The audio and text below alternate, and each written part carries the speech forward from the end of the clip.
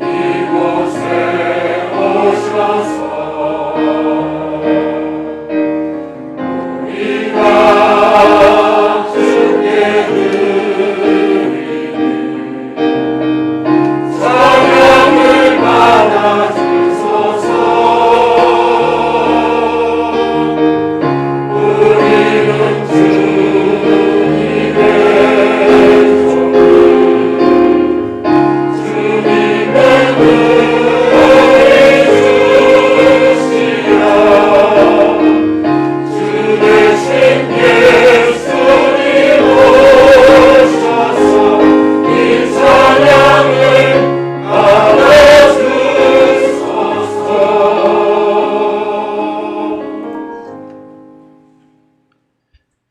신앙 고백하시겠습니다. 나는 선하신 아버지 하나님 천지의 창조주를 믿습니다. 하나님의 유일하신 아들 우리 주 예수 그리스도를 믿습니다. 그는 성령으로 잉태 되어 동정녀 마리아에게서 나시고 본디오 빌라도에게 고난을 받아 십자가에 못 박혀 죽으시고 장사된 지 사흘 만에 죽은 자 가운데서 다시 살아나셨으며 하늘에 오르시어 전능하신 아버지 하나님 편에 앉아 계시다가 그로부터 살아있는 자와 죽은 자를 심판하려 오십니다. 나는 성령을 믿으며 거룩한 공교회와 성도의 교제와 죄를 용서받는 것과 몸의 부활과 영생을 믿습니다. 아멘. 앉으시겠습니다.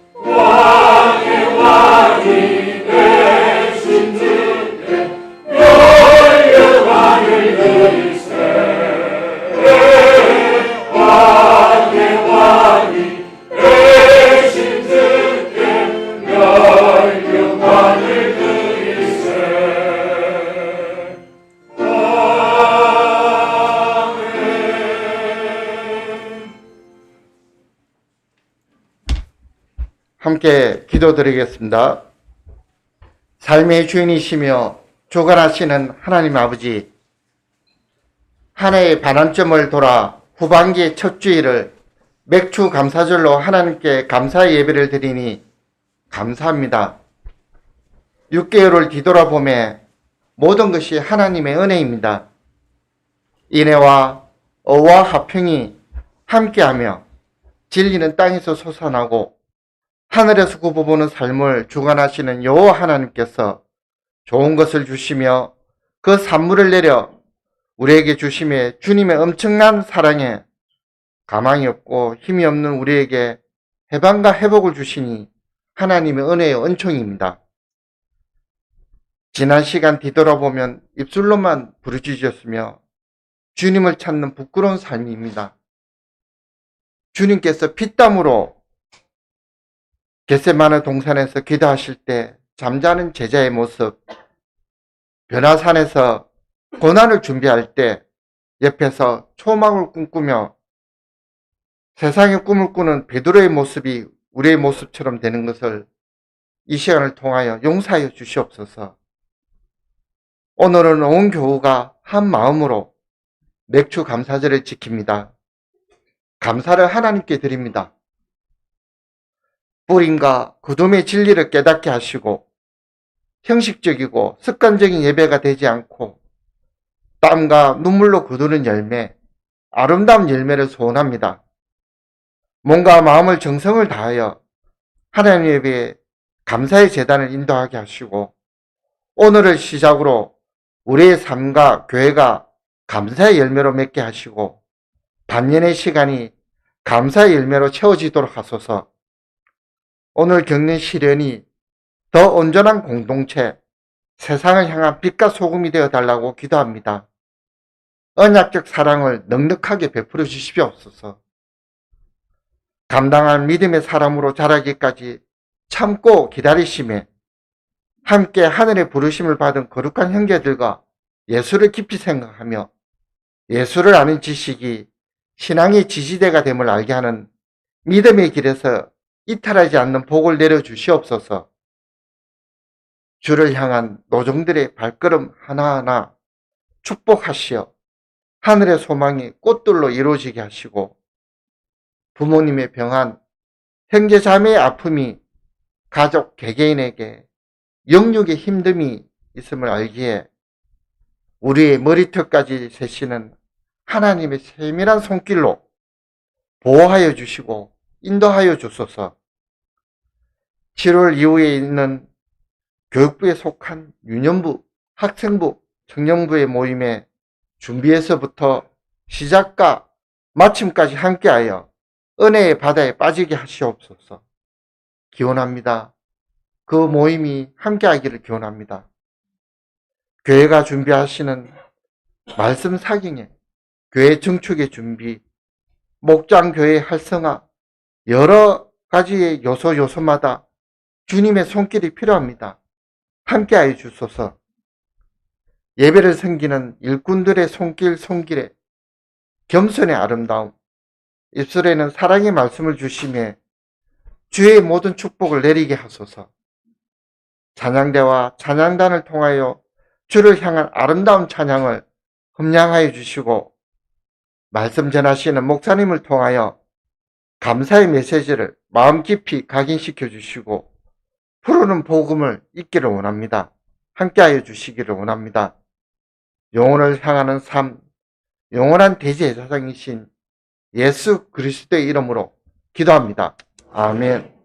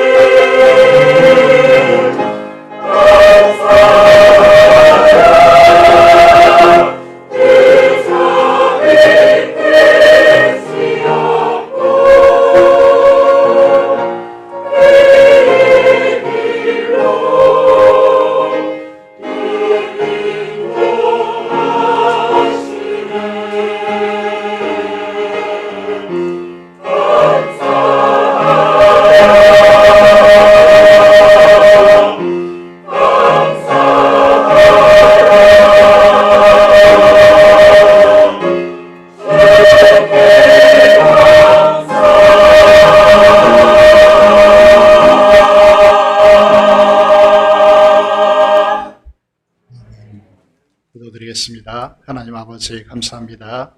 오늘 특별히 맥주 감사절로 저희들을 지키게 하심을 감사합니다. 오늘 나온 모든 신령들에게 하나님께 깊이 감사하는 시간이 되도록 하나님께서 역사해 주시고 마음속에 이 힘든 세상 속에서 하나님께 감사함으로 행복해지는 우리 성도들 되어질 수 있도록 하나님께서 역사하여 주옵소서.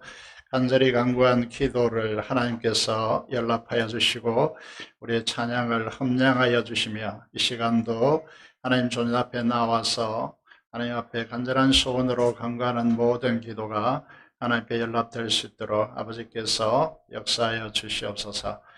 오늘도 말씀으로 임하여 주시고 하나님께서 말씀 가운데 우리를 위로하시며 하나님의 놀라운 축복을 누릴 수 있도록 하나님께서 역사하여 주시옵소서. 감사를 드리며 우리 주 예수 그리스도의 이름으로 기도드리옵나이다. 아멘.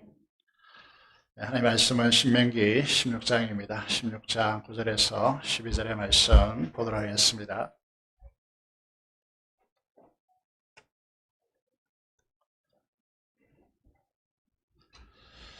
신명기 16장 9절에서 12절입니다. 구약성경 286페이지에 있습니다. 신명기입니다. 16장 9절에서 12절의 말씀 보도록 하겠습니다. 7주를 셀지니 곡식의 낫을 되는 첫날부터 7주를 세워 내 하나님 여호와 앞에 7일째를 지키되 내 하나님 여호와께서 내게 복을 주신 대로 내 힘을 헤아려 자원하는 예물을 드리고 너는 네 자녀와 노비와 내 성중에 있는 레위인과 및 너희 중에 있는 객과 고아와 가부와 함께 내 하나님 여호와께서 자기 이름을 두시려고 택하신 곳에서 내 하나님 여호와 앞에 즐거워할지니라. 너는 애굽에서 종되었던 것을 기억하고 그 규례를 지킬지니라. 아멘. 맥주절에 하나님께 예배자로 나오신 여러분들을 진심으로 환영합니다. 날씨가 참 많이 덥죠. 장로님 기도하신 대로 이제 첫 주, 7월 첫 주이고 1년의 절반이 지나고 후반기를 시작하고 있습니다. 우리 이렇게 인사하시면 좋겠습니다. 그동안 정말 수고 많으셨습니다. 이렇게 옆자리 앞뒤로 인사하시면 좋겠습니다.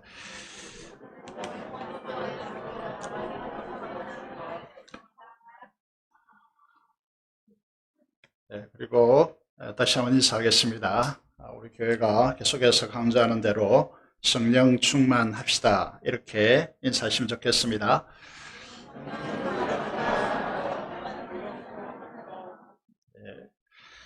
네, 감사합니다. 이제 오늘은 맥주절이죠. 맥주절은 이제 교회된 성도는 1년에 이 세 번의 절기에 반드시 하나님 앞에 나오라고 그렇게 말씀되어지고 있습니다. 이 세 번의 절기는 무엇입니까? 화면에 떠 있는 대로 유월절 혹은 무교절이라고 이야기하죠. 맥주절이 있습니다. 그리고 수장절, 우리로 추수감사절에 해당되는 이 세 절기 중에서 오늘 맥주절로 두 번째 이제 절기에 해당되는 것이죠. 출애굽기 23장의 내용을 보시면요, 16절, 19절에 보면 우리가 반드시 지켜야 될 맥주절을 이제 강조하고 있습니다. 강조하는 바가 이제 이 표시로 나왔습니다. 첫 번째, 천 열매를 강조하고 있고, 그 중에서 가장 좋은 것, 이것이 이제 강조되고 있죠. 그리고 어디에 드려야 하나요? 하나님 앞에 드려야 하죠. 여호와의 전에 드리라라고 그렇게 말씀하고 있습니다. 이 맥주절은 이제 언제 지키느냐라고 하는 부분에 대해서 레위기 23장 16절에 6월절로부터 7번의 안식일이 지나고, 안식일은 이제 7일째 되는 날이죠. 그 다음 날 10일째가 되는 날에 이 맥주절을 지키라고 그렇게 말씀하고 있습니다. 오늘 우리가 읽은 신명기 16장에서는 7일절이라고 그렇게 하기도 하고, 7번 안식일이 지난 그 다음 날, 이제 우리로 말하면 주일이죠. 그 주일에 안식일을 이 오순절에 해당되는 맥주절을 지키라고 그렇게 말씀하고 있는 것입니다. 출애굽기 23장 21절의 말씀을 보면 이렇게 우리가 질문을 던질 수 있겠죠. 맥주절은 언제까지 지켜야 합니까? 어떤 이들은 이제 이 맥주절은 구약에서 끝난 것이어서 신약에서는 지키지 않아도 된다, 이런 이제 말들을 하는 것을 듣게 되어지는데, 오늘 강조하고 있는 것이 그것이 아니죠. 대대로 지킬 영원한 규례이다, 이렇게 강조하고 있습니다. 여러분, 우리는 주목해야 되는 것이 영원히 대대로 지킬 절기다, 이렇게 이제 말씀하고 있는 것이죠. 영원히, 이게 이제 우리가 이 땅에 인류가 사는 한, 이것은 영원히 대대로 지켜야 한다, 이렇게 말씀하고 있는 것이죠. 여러분, 세상에 존재하는 것들은 영원하지 못합니다. 그런데 대대로 지킬 영원한 규례라고 그렇게 말씀하시는 것은 이제 이게 중요한 의미가 있다, 이렇게 말씀을 드릴 수 있겠죠. 그래서 이 영원히 지켜야 한다, 이 맥주절이 그렇게 강조되어지는데, 이것은 두 가지 의미를 이제 가지고 있는 것입니다. 하나는 상징이라는 것입니다. 그림자라고 하는 것이라는 것이죠. 그래서 실체가 있다, 이렇게 이제 말씀하시는 것입니다. 둘째는 영원한 규례가 되기 위해서는 이것이 영원한 존재와 연결되어져야 한다, 이렇게 말씀을 드릴 수 있죠. 그래서 세절기를 지키라, 이렇게 말씀하시는데, 6월절은 영원히 지켜지기 위해서 주님의 죽음과 관련해서 연결되어 있습니다. 다시 말해서 주님의 십자가를 말씀하시고 있다, 이렇게 말씀드릴 수 있는 것이죠. 그래서 오늘 이제 교회에 이 6월절을 지킨다는 의미는 무엇인가 하면, 우리가 고난주간을 지키고 정사 예배를 드리고 부활절을 지키는 것이죠. 그래서 6월절이 대대로 영원히 지켜져야 할 규례로 그렇게 규정되는 것이죠. 그렇다면 이제 맥주절은 어떤 것이죠? 영원하신 성령 하나님과 연결되어진 절기라는 것이죠.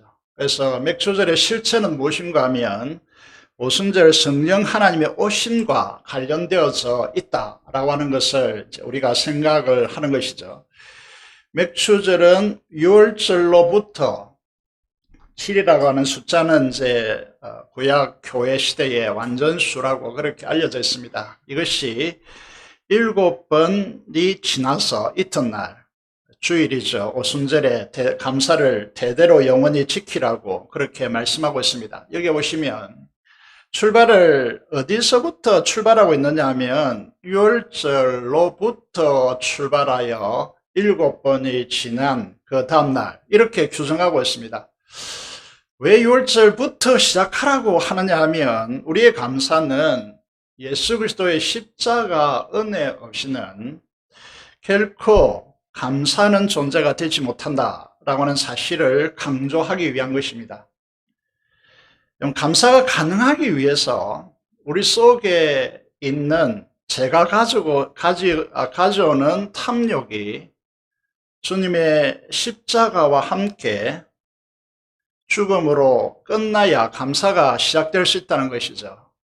다시 말하면 우리의 중심, 죄로 지배되어지는 우리 중심자가 십자가에 처리되어야 성령 하나님께서 역사하셔서 하늘의 풍성함으로 이루어지는 감사의 삶이 가능해진다는 것이죠. 그래서 십자가를 경험하고 6월절에 의미하죠. 그죠? 십자가를 경험하고 그 십자가에 우리가 함께 못 박혀 죽음으로써 죄의 지배가 끝나고 우리에게 자유가 주어져야 감사가 시작될 수 있다라고 하는 사실을 우리에게 강조하고 있는 것이죠. 그래서 우리 죄가 우리 속에서 주님의 십자가와 함께 못 박혀서 처리되지 않는 한 인간은 자기 탐욕, 죄의 욕망 때문에 이기적 욕망 때문에 결코 감사할 수 있는 사람이 되지 못한다라고 하는 사실을 강조하고 있는 것입니다. 그런 의미에서 오늘 우리의 감사가 메마르는 이유는 그런 의미에서 우리가 주님의 십자가의 은혜를 상실하고 있기 때문이다. 이렇게 말씀을 드릴 수 있는 것이죠. 항진민이라고 하는 칼럼니스트가 있는데 이 칼럼니스트가 이제 개춘할망이라고 하는 영화를 속에 놓았더라고요. 여러분 혹시 보셨나요? 개춘할망이라고 하는 이 영화는 아들이 죽고 이제 며느리는 떠났습니다. 남겨진 손녀가 있는데 그 손녀와 단둘이서 제주도에서 해녀이기 때문에 함께 사는 그런 이제 해녀가 소개되고 있습니다. 그런데 어느 날 장터에서요, 해산물을 팔다가 그만 6살 먹는 소녀를 잃어버린 것이죠. 이 소녀 이름이 혜지인데 이 혜지라는 소녀는 고아원에서 자라납니다. 그리고 12년 만에 18살이 되었죠. 생활을 시작합니다. 그런데 이 불량 청소년이기 때문에 그 마을의 동네 사람들의 시선이 그렇게 쉽지 않았습니다. 그래서 그 삶이 힘든 것이죠. 그렇지만은 아낌없이 주는 나무처럼 할머니는 손녀를 끝없이 지지하고 사랑합니다. 이 영화 속에 맹대사가 등장하는데요. 할머니가 손녀에게 하는 맹대사입니다. 이렇게 말하죠. 세상살이가 힘들고 지쳐도 온전한 내 편만 있으면 사라지는 게 인생이다. 내가 네 편이 되어줄 테니 너는 나처럼 살지 말고 해녀처럼 살지 말고 너가 원하는 대로 살아라. 이렇게 이제 말하는 것입니다. 이 개춘이라고 하는 이 할머니는 손녀에게 이렇게 질문하죠. 하늘이 넓니 바다가 넓니? 라고 질문합니다. 우리는 당연히 우리는 하늘이 넓다라고 그렇게 대답하겠죠. 그렇지만은 이 손자에게 하늘을 품은 바다가 더 넓다라고 그렇게 말합니다. 객관적인 사실이 우리에게 중요한 것이 아니라 어떤 의미에서는 이제 우리가 수평선을 바라보고 있노라면 하늘을 품고 있는 듯한 그런 바다를 보게 되는 것이죠. 그래서 정말 품는 사랑이 얼마나 중요한 것인지에 대해서 이 영화에서 말해주고 있습니다.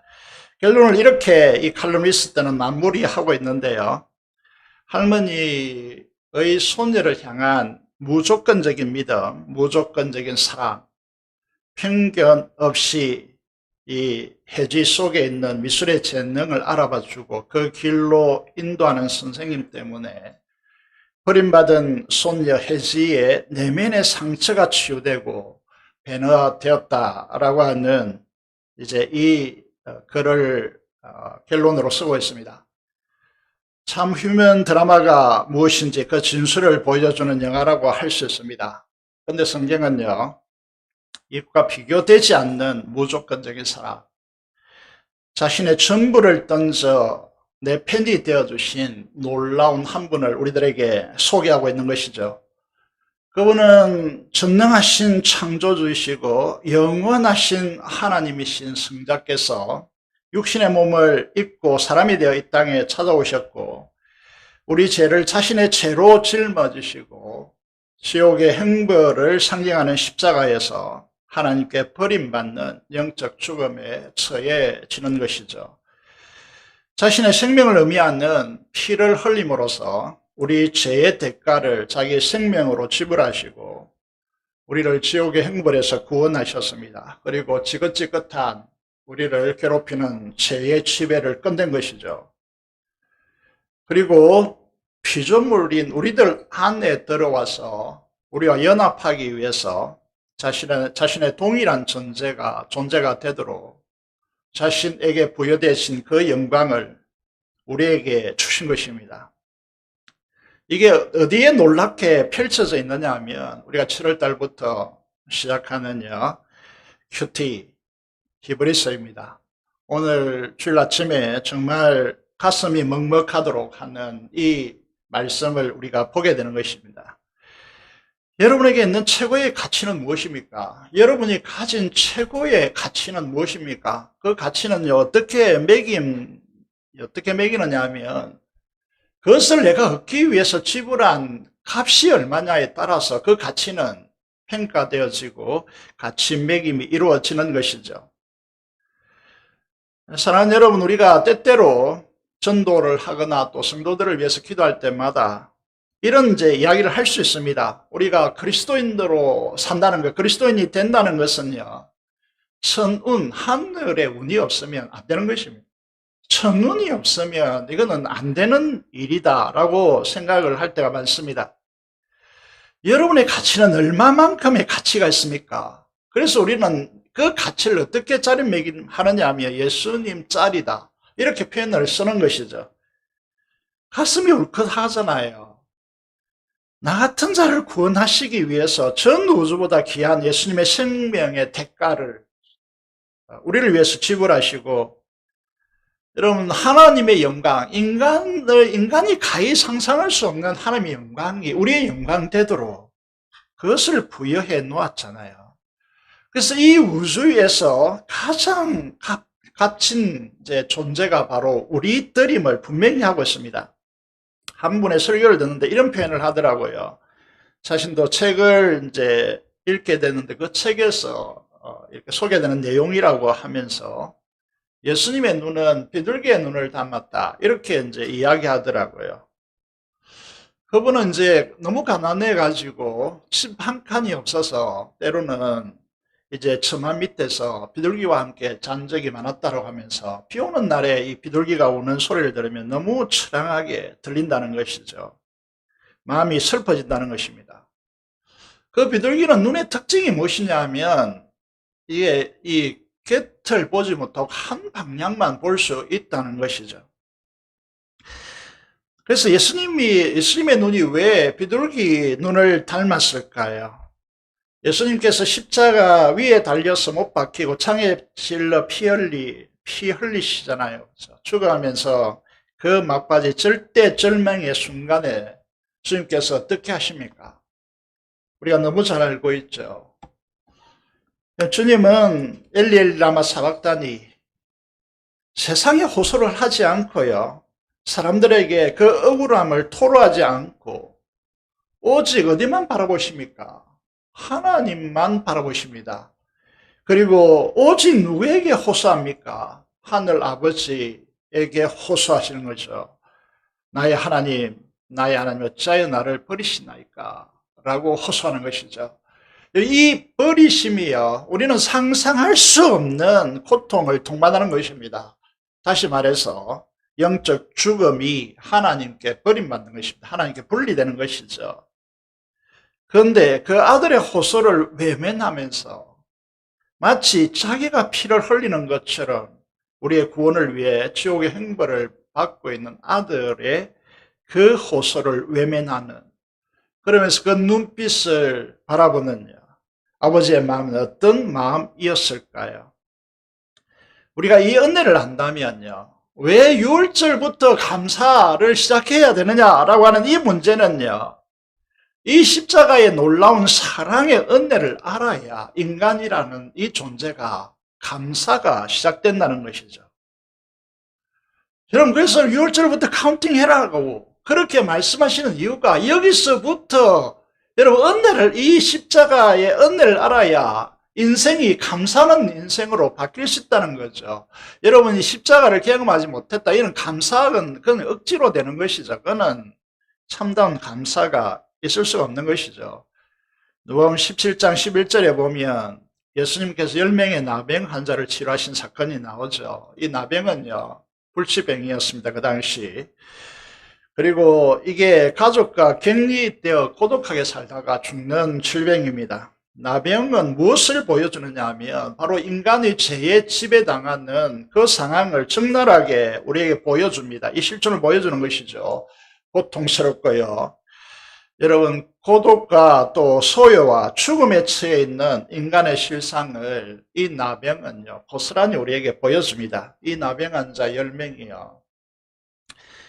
예수님의 치유의 선포를 듣고 제사장에 가서 나은 몸을 보이고 가족에게 돌아가는 조치를 취해야 합니다.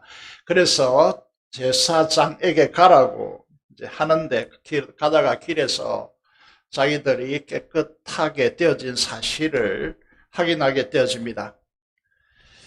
이 고침을 받은 이 나병 환자 10명 중에서요, 오직 유대인들이 아닙니다.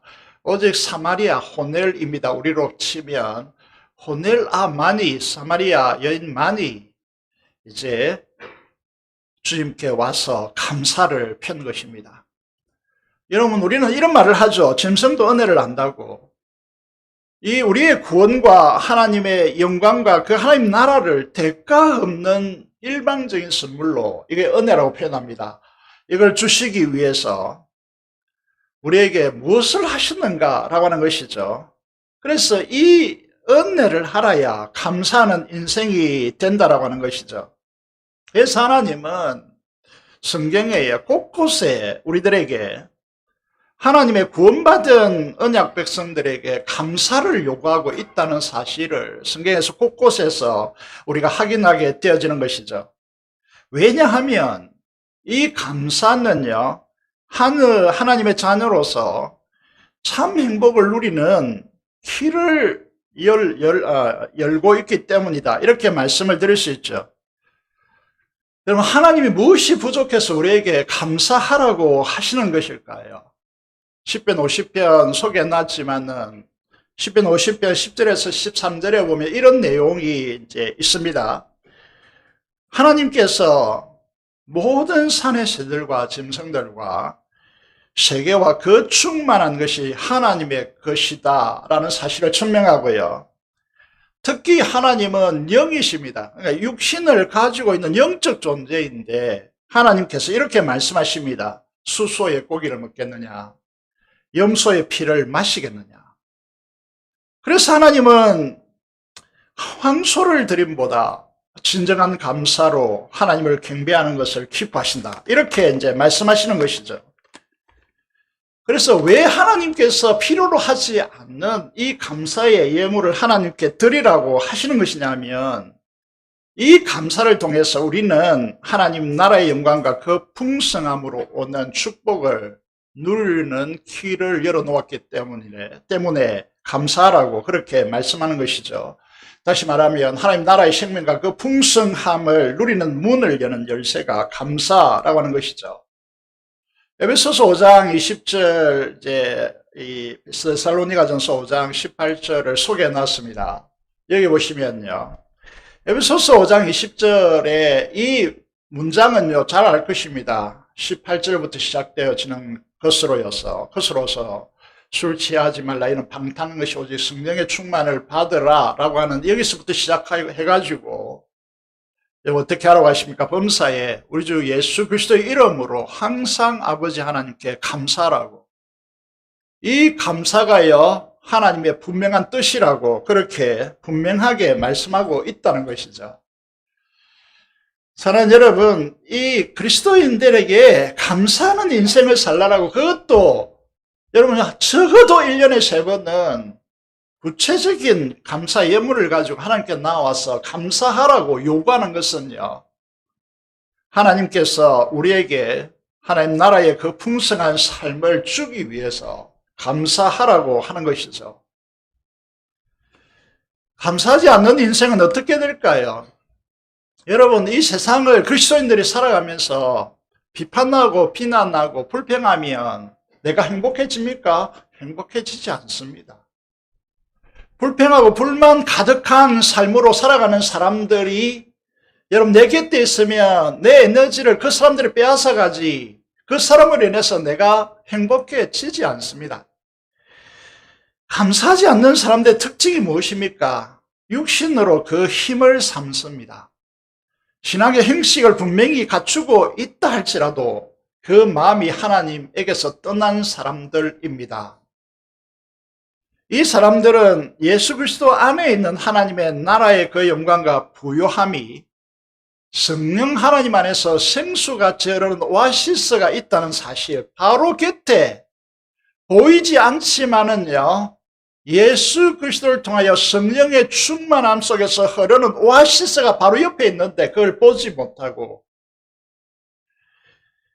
사막에 떨긴 나무같이 외롭고 고독하고 인생의 목마름으로 살아간다라고 그렇게 예레미야서는 말씀하고 있다는 것이죠. 반면에 물가에 심은 나무여 가뭄에도 걱정이 없고 씨를 짜쳐 열매를 맺고 주변 사람들의 이 정말 즐거움을 제공하는 사람은요, 감사함으로 하나님을 의지하는 인생임을 분명히 하고 있다는 것이죠. 그런 의미에서 이제 6월절로부터 이 감사는 시작된다. 그래서 우리가 하나님의 그 큰 십자가의 사랑을 받은 우리들이, 여러분, 감사하는 인생이 행복한 인생인데 감사하는 인생이 되기 위해서는 구원의 은혜를 알아야 된다. 십자가의 그 은혜를 알아야 된다라고 하는 사실을 강조하고 있다는 것이죠. 두 번째, 6월절을 어떻게 지킬 것인가 말씀드리겠습니다. 우리는 감사하면 되지며 대수롭게 생각하잖아요. 우리가 이제 모든 사람들이요, 나는 감사하는 인생을 살 수 있어. 내가 결심 한 번만 하면 감사하는 인생이 돼. 라고 생각하는 사람들이 대부분 많습니다.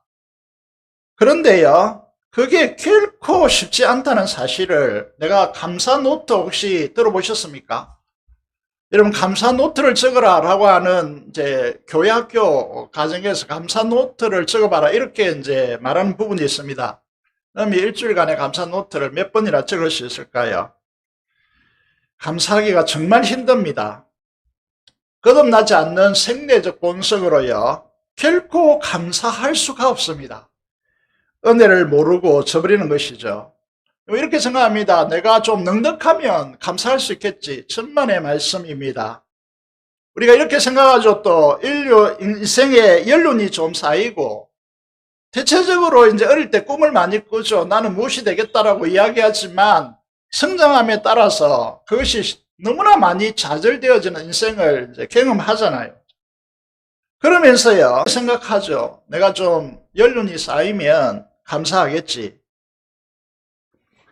여러분, 그렇게 되지 않습니다. 부자라서 여유가 있다고요. 그게 아니라는 것이죠. 인생의 행복은 분명히 말씀드리지만, 여러분 행복하십니까? 그거는 뭐와 이제 연결되어 있느냐 하면, 여러분 감사합니까? 라고 하는 말과 연결되어 있습니다. 인생의 행복은 감사에 있는데 문제는 감사가 정말 힘들다는 것이죠. 그래서 사람들은 웃고 있습니다. 여러분, 속에 내면에 불행한 사람일수록 겉으로 자기 허세를 많이 드러냅니다. 많이 자기가 행복하다는 것을 웃음으로 밖으로 드러내는 것이죠. 그렇지만 진심으로 우리가 물어야죠. 정말 여러분 행복하십니까? 대답을 잘 하지 못하는 것이죠. 감사하는 복된 인생이 되기 위해서 우리 인생은 두 가지가, 첫 번째 말씀드렸습니다. 6월절이 경험되어져야 된다. 다시 말해서 십자가가 경험되어져야 된다. 이렇게 말씀을 첫 번째 드렸고요. 두 번째, 구체적으로 감사하기 위해서 우리에게는 두 가지가 반드시 필요합니다. 그 두 가지가 필수적이라는 것이죠. 여러분, 그 두 가지가 뭘까요? 첫 번째는요, 여기에 보시면 구약 강야궤라는 표현이 있습니다. 이게 사도행전 7장 38절인데, 이 최초의 순교자 스데반이 죽기 전에 이제 그 유대인들에게 대해서 설교한 내용인데, 그 중에 이분이 얼마나 탁월하냐 하면요, 구약을 완전히 깨뚫게 하는 그런 명설교를 했습니다. 그 내용 중에 하나인데, 우리 조상들과 함께 이스라엘을 뭐라고 부르냐 하면 강야교회라는 표현을 씁니다. 강야교회. 여러분, 이 구약의 이스라엘을 교회라고 하는 표현을 이 스데반이 씁니다. 교회는요, 이게 출애굽해서 6월절에 출애굽을 했잖아요. 50일째 시내산에 도착해서 그 50일째 뭘 하느냐 하면, 여러분, 그 당시에 구약을 연구하는 학자들의 말을 이제 들어보니까 이게 필기, 그러니까 글자가 이렇게 오늘날 갈자같이 되어 있지 않았다는 거죠. 그래서 하나님께서요, 돌판에 직접적으로 시케미를 새기잖아요. 새겨서 이스라엘 백성들에게 줍니다. 이걸 어떻게 이제 말하고 있느냐 하면, 시내산에서 말하는 건 천사와 우리 조상들과 함께 이 시간 관계상 다 해석해야 되는데 해석하지 못하고 우리 중에 이렇게 강야 교회에 있었고, 살아있는 말씀을 받아 우리에게 주던 자가 이 사람 모세이다, 이렇게 말하고 있는데요. 여기 보시면 여러분, 오늘 우리가 이 감사의 삶이 가능하기 위해서 이제 중요한 부분이 오순절 날에요, 구약 교회가 무엇을 경험하느냐 하면, 구름이 빽빽한 가운데 하나님께서 이스라엘 가운데 임재하시고, 이 이스라엘을 교회, 강야 교회라고 규정하시고요, 거기에 살아있는 말씀을 주신 것입니다. 여러분, 우리가 감사하기 위해서 첫 번째 해야 될 중요한 일이 무엇이냐 하면, 살아있는 말씀이라고 하는 부분이 중요한 것이죠. 여러분에게 살아있는 말씀이 들려야 한다는 것입니다. 이게 감사의 가장 중요한 기초라고 하는 것이죠. 두 번째 부분인데요, 우리가 이제 사도행전 2장 시작입니다. 예수님께서 성천하시고 난 뒤에 10일 후 오순절입니다. 그죠? 오순절 날에 무슨 일이 일어납니까? 성령 하나님께서 임하십니다. 성령 하나님께서 임하시는 이 일에 대해서 특별하기 때문에요, 이게 교회 시대의 하나님으로, 주 하나님으로 오시는 것이죠. 성령 하나님께서. 교회 탄생하고, 교회는요, 성령이 없으면 그건 끝입니다. 성령이 없으면 그건 교회가 안 됩니다.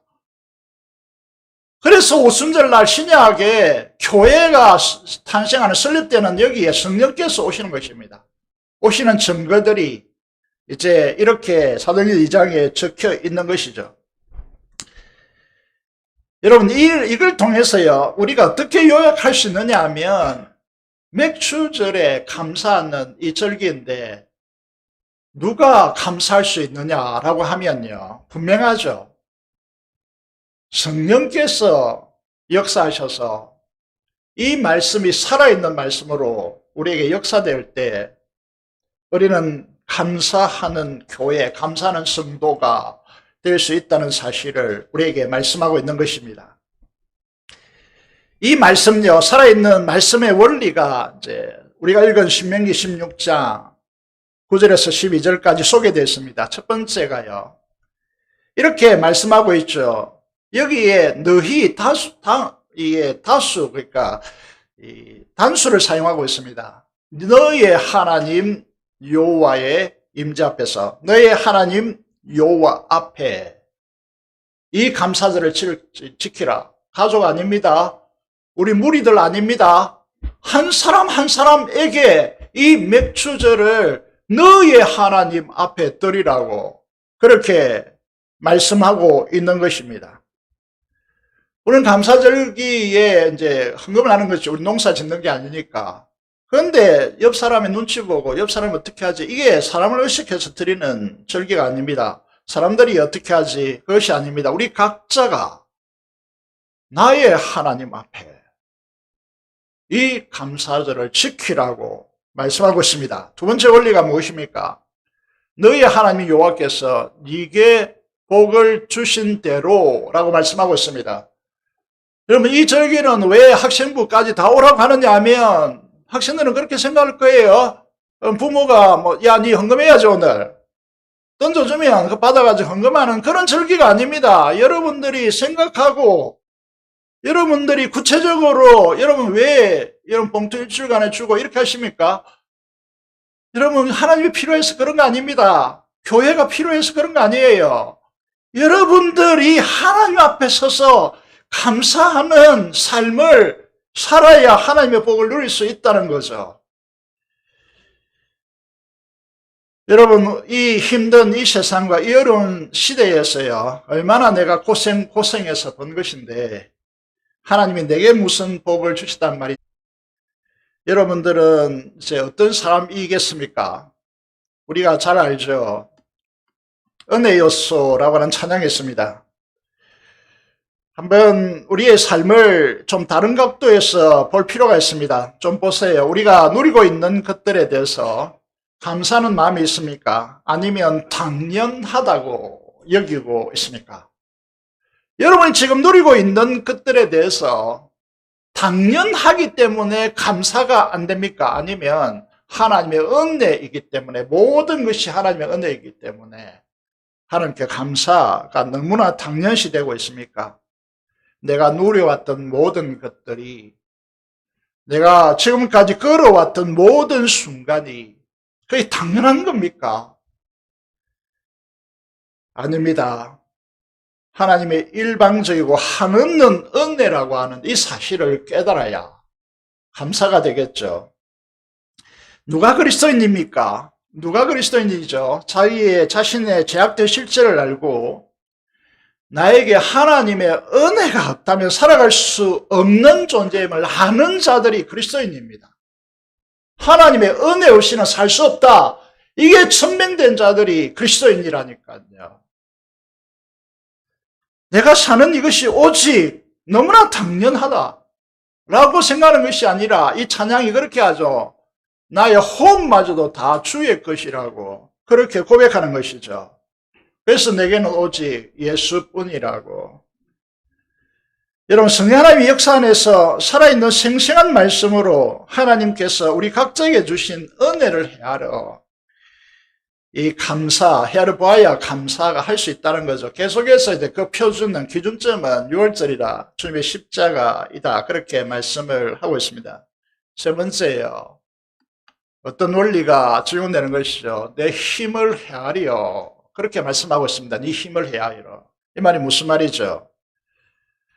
이 말이 조금 어렵게 느껴지는 분들이 있을 것입니다.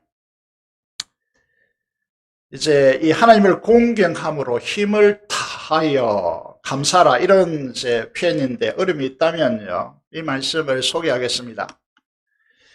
고린도 후서 9장 7절인데 이렇게 말씀합니다. 각각 그 마음에 정한 대로 할 것이요 인색함으로나 억지로 하지 말지니 하나님은 즐겨내는 자를 사랑하시느니라 말씀하고 있습니다.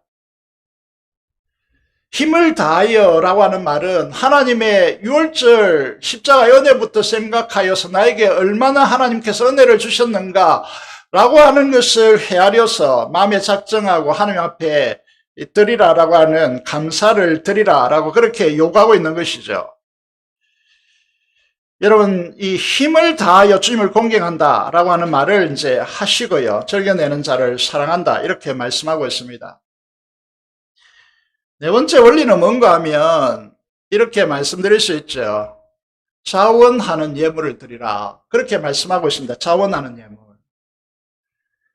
여러분들이 오늘 드리는 이 예물이요, 하나님이 감사절에 드리는 이 예물이 스스로 자원하여 드리는 예물이냐는 것이죠. 성령 하나님의 충만한 역사 속에 있는 사람들의 특징이 무엇인가 하면 억지로 하지 않는다는 것입니다. 억지가 아닙니다. 어쩔 수 없이가 아닙니다. 성령 충만한 교회를 가보십시오. 성령 충만한 교회가 어떤 교회인지 여러분 단적으로 말씀드릴 수 있습니다. 자원함으로 기꺼이 그렇게 하는 것이죠. 자원함으로 기꺼이. 여러분, 억지가 만들어내는 공간은요, 공간이 다 채워지기가 예배가 절반이 흘러도 힘듭니다. 그런데 자원함의 즐거움을 가진 성령 충만한 교회를 가보면요, 예배 10분 전에 끝나요. 자리가 없습니다. 그래서 자리 마련하느라고 그 안내자들이 정말 땀을 삐질삐질 흘립니다. 여러분, 어떤 교회가 성령 충만한 교회냐, 어떤 교회를 가고 싶으냐라고 말할 때예요, 여러분, 우리가 이 어쩔 수 없이 억지가 만들어내는 이 영적인 고통, 메마름요, 이거는 굉장히 우리를 힘들게 하는 것이죠. 여러분, 자원함의 이 기꺼이 하는 특징을 성령 충만한 자들이 이제 나타내는 것이죠. 여기에 즐거움이 형성되는 것입니다.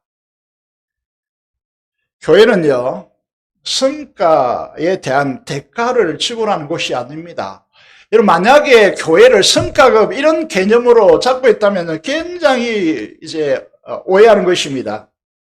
결과물에 대한 상한 것을 이제 당연한 그 대가로 주는 곳이 아닙니다. 그래서 교회가 행하는 모든 일들은요, 사례라고 하는 표현을 씁니다. 사례, 감사라고 하는 것이죠. 감사하여 자원함의 즐거움으로 드리는 곳이 교회입니다. 잘 생각해 보시면요, 주님께서 우리를 위하여 전부를 다 십자가에 쏟아 부으시고요, 자신을 다 드리고, 그리고 하나님의 최고의 선물이란 저는 영광으로 보는데 그 영광을 우리에게 부여하셨는데요, 우리가 인색함으로 하나님 앞에 반응한다? 이거는 있을 수가 없는 우리의 태도이죠. 이 감사를 벗어나는 것은요, 교회의 다 타락입니다. 교회의 타락 현상이라고 해요. 여러분, 감사를 넘어서서 교회에 내가 열심히 수고했으니까 그에 대한 대가를 좀 주세요. 어떤 직분이라든지 어떤 뭐 사람들의 칭송을 받든지 이런 것들 다 주세요. 그게 다 타락이에요.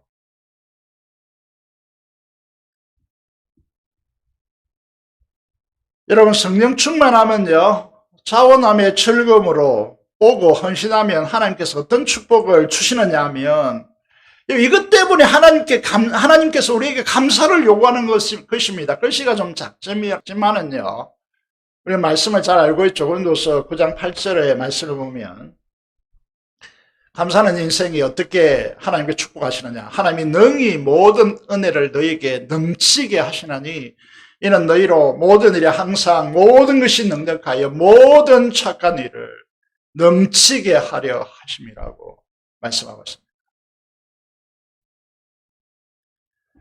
여러분, 이 말씀이 여러분 인생 속에 적용되었어요. 감사하는 인생 속에 적용되어서 여러분 여기에 모든이라고 하는 모든 4번이나 강조되고 있고요. 넘친다, 넉넉한다, 넘치게 하려 합니다고. 이렇게 이제 하기 위해서 하나님께서 우리에게 감사를 요구하는 것입니다. 그것도 절기를 딱 정해가지고 이날만은 너희들이 감사하라고 말씀하고 있는 것입니다. 4번째 원리는 무엇인가 하면, 이 감사절의 원리가 무엇입니까? 5번째, 객과 고아와 가부와 함께라고 하는 표현을 씁니다. 나그네죠. 고아입니다. 가부입니다. 이들은 경제적 활동이 힘든 사람들이죠. 이분들이 맥주절에 나와서 함께 기쁨을 공유할 수 있도록 그들에게 구제하라는 것입니다. 그걸 긍휼을 베풀라라고 하는 것입니다. 오늘 교회가 이 세상에 존재하는 목적이 무엇입니까? 여러분, 세상에서 이제 1%의 리더가 되고 세상을 주도하는 이제 사람이 있대라고 교회가 오늘날 가르치는데, 엄밀히 말해서 교회가 굳이 그것을 하지 않아도 하고 싶은 사람들이 이 세상에 절비합니다. 교회는 뭘 해야 됩니까?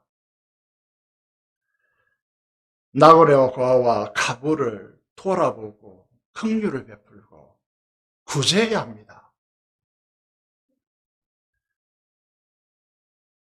소외되고 도와주지 않으면 생존할 수 없는 사람들이 맥주절에 참가하는 것이 부끄럽지 않도록 그들의 삶을 돌아보고 세워줘야 하는 것이죠. 그래서 교회는요, 구제하고 긍휼을 베풀어야 됩니다.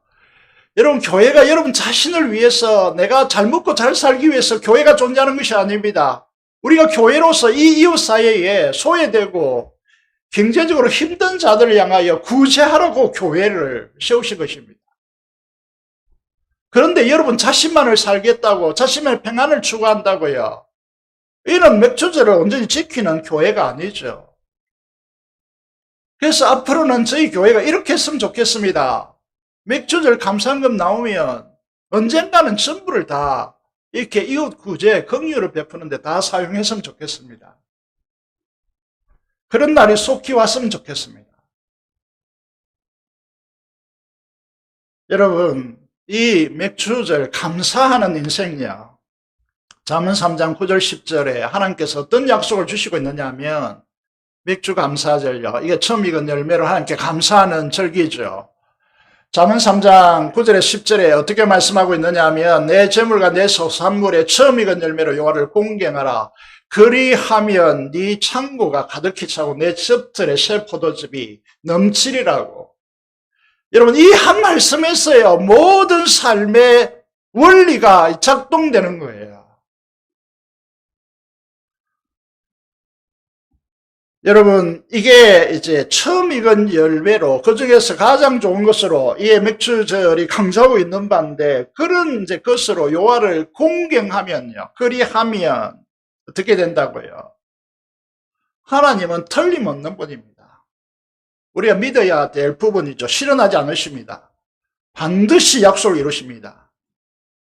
여러분, 실력이 대단하다고요. 여러분, 능력이 탁월하다고요. 여러분, IQ가 높다고요. 여러분의 정말 가지고 있는 그런 경험에 의한 축적된 실력이 대단하다고요. 그래서 하나님의 말씀을 무시하겠다고요. 안 됩니다. 아닙니다. 성령 하나님의 역사 안에서 진리의 말씀에 순복하여 그 말씀이 살아있는 내 말씀으로 되게 하십시오. 성령 하나님 안에서 이 말씀들이 나의 말씀으로 내가 붙들어서 내가 그리하며 순종함으로써 하나님께서 역사하여서 이루는 그 삶의 현장을 증가하는 것이 그리스도인의 삶의 우리의 삶의 표준입니다. 우리 삶의 표식이라는 것이죠.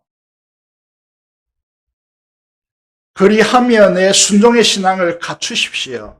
하나님께서 축복하시오. 반드시 약속대로 네 창고가 가득히 차고 내 젖들의 새 포도즙이 넘치리라고 약속하십니다. 여러분, 이 사실을 확신하십시오. 하나님께서 여러분을 들어 사용하실 것입니다. 여러분, 계속해서 강조하지만요, 부자는 천국에 못 들어간다는 것은 너무나 확실한 것입니다. 왜 그렇습니까? 성경에서 정의하는 부자는 누구를 말합니까? 누가복음 12장 21절에 보면 자기를 위하여 재물을 쌓아두고 하나님에 대하여 부여하지 못한 자가 이와 같으리라고 했습니다. 다시 말해서 천국에 들어가는 그리스도인들을 이렇게 보니까 모든 것은 다 하나님의 것이고 내가 가진 것은 다 하나님의 것임이 확실히 정리되어진 청지기들이 천국에 들어가는 것이지, 이게 내 것이 있는 사람들이 천국에 들어가는 것이 아닙니다. 이 말을 오해하시면 안 됩니다. 여러분이 가지고 있는 것은 여러분의 소유권 하나도 없습니다. 하나님의 것이지. 믿습니까? 여러분 가지고 있는 재능, 여러분이 가지고 있는 소유, 여러분이 가지고 있는 전부는 다 하나님의 것이에요. 우리의 주인은 하나님이시니까. 이게 정리되어져야 합니다. 이 물질관이 그리스도인들에게 분명해야 되는 것이죠. 그래서 우리 교회 성도님들은 한 사람도 죄 없이 천국에 다 들어가서 천국의 그 풍성함을 누리는 성도들이 되기를 원합니다. 그렇게 하기 위해서 여러분의 소유는 없습니다. 하나님의 것이지. 그래서 우리는 하나님의 뜻대로 우리 물질을 사용하고 우리 인생을 하나님 옆에 헌신되이 충성해야 되는 이유가 여기에 있는 것이죠. 여러분, 오늘 이 맥주 감사절인데 제가 좋아하는 구절이 누가복음 6장 38절인데요. 이거는 황금률입니다. 황금률. 이 원리가 모든 인생 속에 적용된다면요, 여러분 틀림없이 하나님의 축복의 사람이 될 것입니다. 그게 뭡니까? 죄악의 탐욕 때문에 다른 사람의 그 착지하에 내 것으로 움켜쥐고 축적하고, 그래서 시기하고 분노하고 질투하고 이렇게 하는 것이 아니고, 어떻게 하라고 하십니까? 주라고 합니다. 주라고. 그러면 어떻게 한다고요?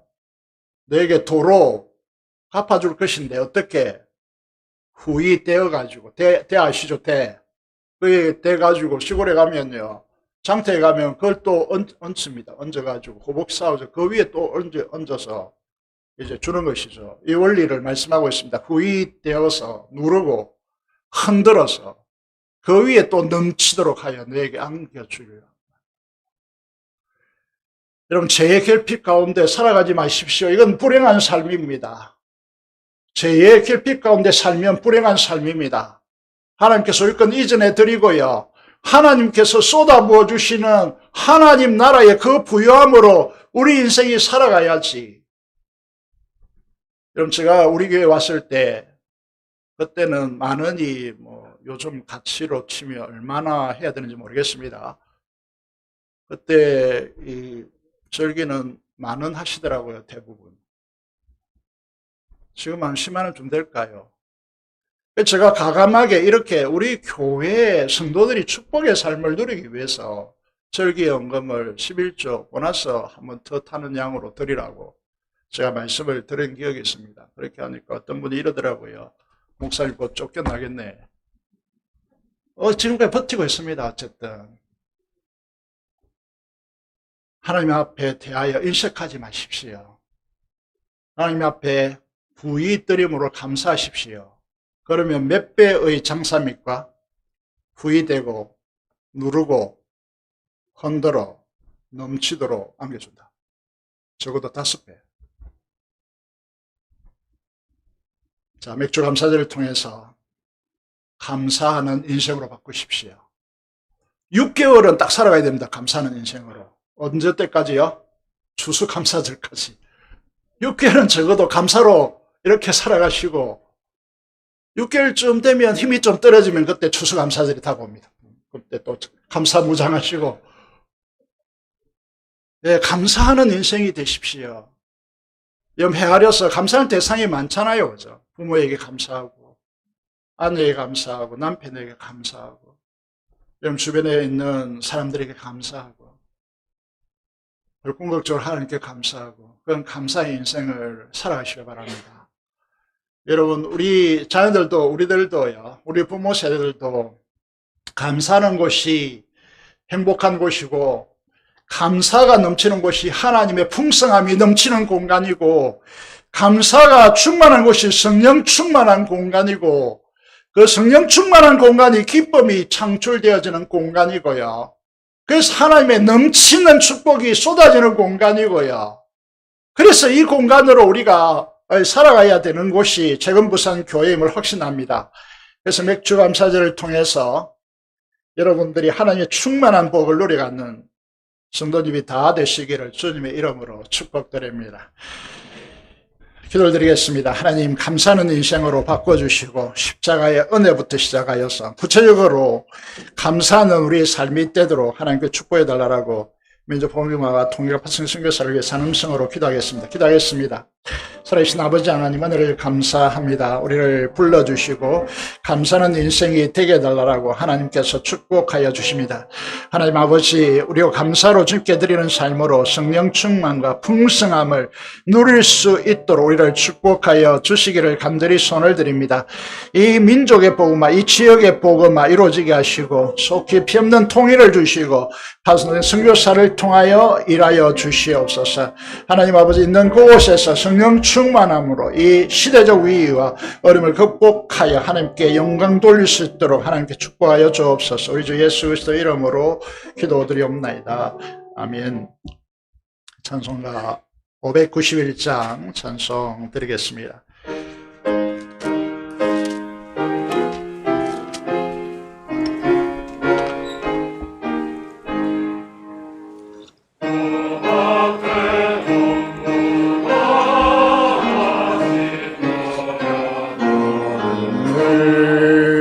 주께신 능력